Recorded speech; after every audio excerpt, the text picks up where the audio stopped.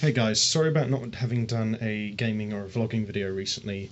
Been in America for the last month and Windows Movie Maker has been acting up, but here for you guys today is part one of I don't know how many parts of my USA holiday vlog. And don't worry, gaming videos will return soon, but in any case, enjoy the video. Please. Sorry, but can I just remark on how huge the aisles are for cereal, fruit and like meat and all that in these American supermarkets? They're enormous! This was my first time seeing the Space Needle in person.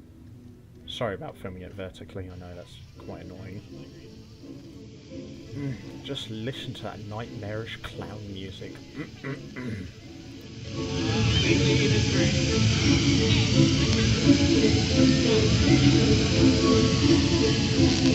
Okay, so before we go any further, I just want to give a real shout out to this little place here, the Ray Gun Bar. It's basically a little espresso slash beer slash peanuts sort of bar where you can go into and play board games and stuff like that.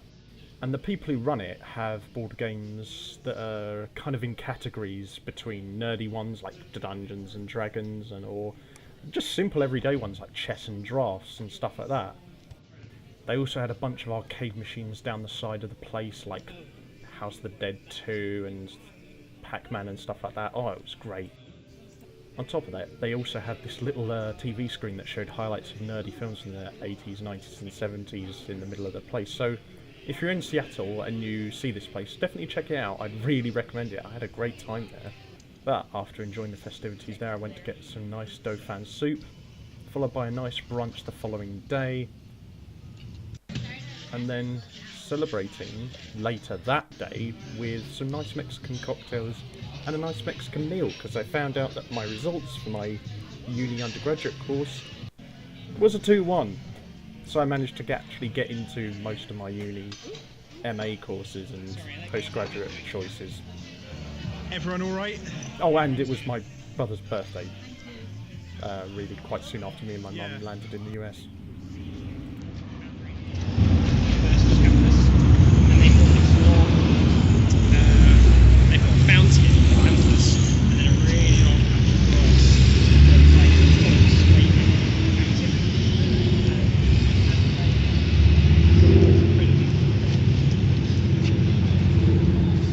By the way, I'd never actually tried poke bowls, you know, those Japanese bowls with like rice where it's mixed in with like salads and fish and sashimi and all that. Gotta say, I think I'm sold. These are pretty damn nice when they're made well with good ingredients. Also, can someone tell me what the hell this is? Let Poundland Mario gaze upon you! Ah well, nothing that going to a Japanese themed burger bar where you can get chicken katsu burgers and green tea milkshakes can't fix. This was Katsu Burger in Seattle. If you're ever in Seattle, I'd give this place a shining recommendation. Or hey, if burgers aren't your thing, what about some french fries with some nori seaweed sprinkled on top and served with teriyaki ketchup? I'd say that's a good bet. Or if you don't want to do that, you can look at some slightly weird art while having a drink made at their bar and watching some sports on the TV screen in the place. Honestly, this was a great little burger bar, I'd really recommend it. So part way through me and Mum's visit to Seattle, my brother thought it would be a good idea to rent out some bikes so we could cycle down one of the many cycle lanes in Seattle, and I'm not disappointed. Just look at these views, man.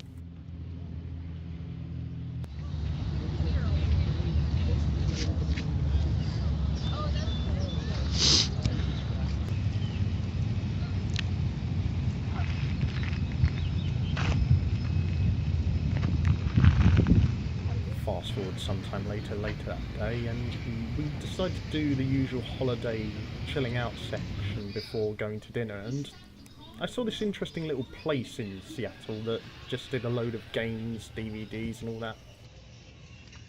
This place had games from like the 6th, 7th and 5th generations, as well as the last couple of like modern ones as well. And not only that, but they also had DVDs, VHSs, records, freaking guitars. Not to mention games consoles and all that. And I ended up buying Samurai Warrior for my Nintendo 3DS. Honestly, this was a nerd's paradise. I loved this little place.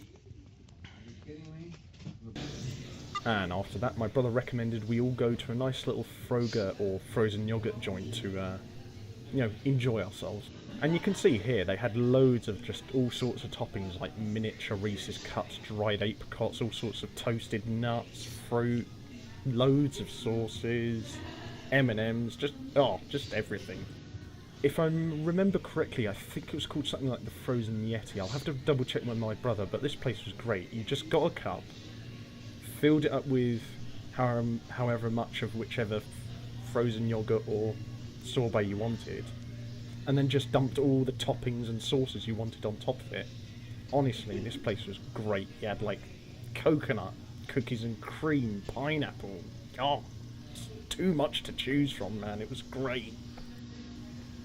And here's what me and my mum created. Some nice little bit of vanilla and some cookies and cream Froger with some Oreos, toasted nuts and a bit of biscuit.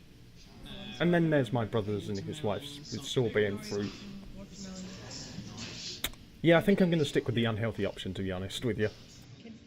And following that, my brother and his wife had to head back home to do some work, and me and my mum decided to head off on ourselves to go get some dinner. And we went to this absolutely top-notch little udon sort of ramen sort of place here, and again, there was kind of a lot of customization. You basically just picked your base sauce or base type of ramen, and then you just picked whatever else you might want on it or alongside it, whether that be like tempura shrimp or a bit of fried tofu or a spring roll or maybe a nori seaweed roll. I ended up going with a nice little mushroom and tofu ramen because I had terrible hay fever. You might hear me sniffing in the background in this and the last couple of clips. What, the chili salt? The day after that, though, we took the little car that my brother had rented and went out over the I-90 in order to go to the mountains east of Seattle. And the reason why we were doing this is because my brother had gotten a little Airbnb sort of place for a couple of days while me and my mum were in Seattle that was out in the mountains just east of the city, and he thought it would be a nice way for us to bond while me and my mum were there. And while we were driving there, we came across the cafe where some of the scenes in Twin Peaks were filmed. You know, Twin Scenes, that famous live-action thriller sort of horror sort of show. It was really big in the 90s, and it was made famous by one of the characters having a cup of coffee at the place and actually making it famous in real life. And honestly, I can totally see why. The coffee here was superb, as well as the pancakes and eggs that I had. If you drive past this little place, again, I definitely recommend it. It was great food and great atmosphere here. And they sold merch to do with the show as well.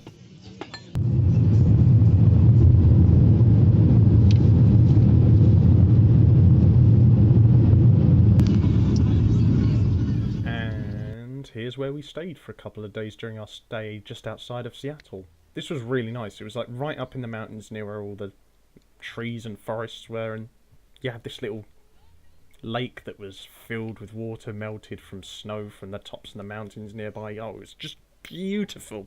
Mwah. So scenic, and it really was pretty at night. I then tried to take some footage of the farmer's market we went to the next day, but apart from filming my thumb a bit and this dog here, I didn't really get much of it. Sorry. But after a couple of days just outside the city, it was time to drive back, because me and my mum had a train on, I believe, the 27th to go overnight from Seattle to San Francisco. So we decided to drive back, catch some nice sights of the countryside and listen to some damn fine music while doing it.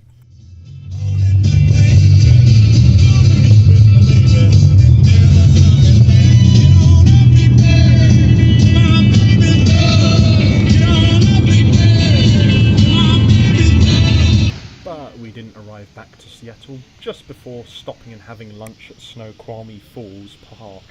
This place was really nice, really calm, just the crashing of the waves sending up a little bit of moisture onto the viewing platform.